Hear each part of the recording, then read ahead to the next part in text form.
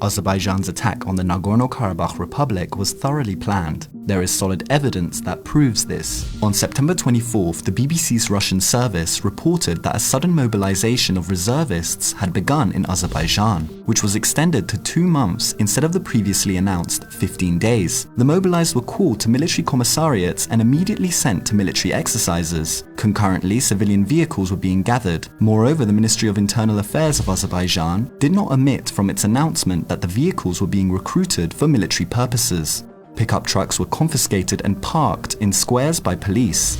Last week, the international media was actively circulating information that Turkish militants were being transferred to Azerbaijan to take part in hostilities against Armenia. The information on the number of militants and their salaries vary from source to source. For example, in her Twitter microblog, well-known German journalist Lindsay Snell mentioned that the militants of the Hamza Union, mainly an Arab Turkmen armed group, moved to the capital Baku via Turkey. The journalist also noted that the militants are mainly being transferred from Syria.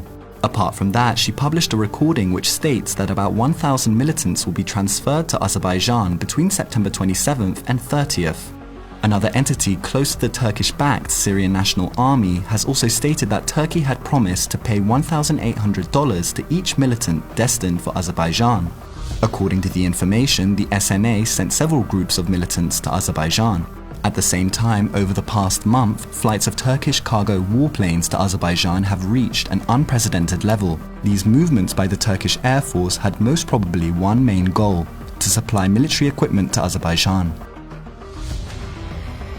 The Azerbaijani side warned its population about the launch of military operations even on the eve of the offensive.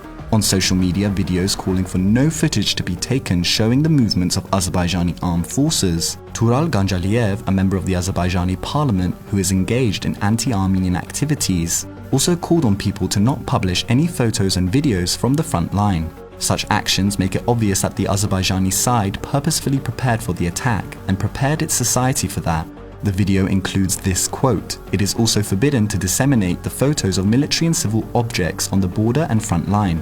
Do not forget that the victory is born from unity. This is our way to Karabakh." 2 days before the attack on September 25th, Azerbaijan refused the request of the personal representative of the OSCE chairman in office to conduct a monitoring mission on the front line, which plainly shows that the aim of Azerbaijan was to hide its plans of starting a war. Turkish media agencies have shown a masterclass of operative work. As soon as the military offensive started, Turkish media was already in place and were covering the events via livestream. At 8:13 a.m, TRT was already live, covering the events under the title "The Attack by Armenia Against Azerbaijan." Under no circumstance could Turkish film crews reach Azerbaijan in 1 hour, move to the front line, and start live coverage of events. These events were all accompanied by military rhetoric and calls for violence, both in the country and on the international arena. The Azerbaijani military and political authorities were openly speaking about attacks and the consequent cases of violence.